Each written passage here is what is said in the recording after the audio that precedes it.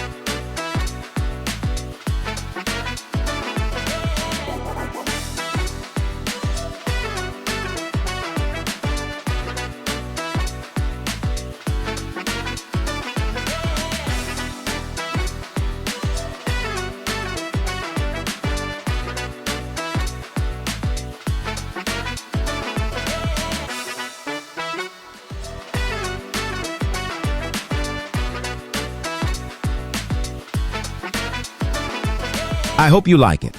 Subscribe to my channel for more tutorials. Thanks for your support.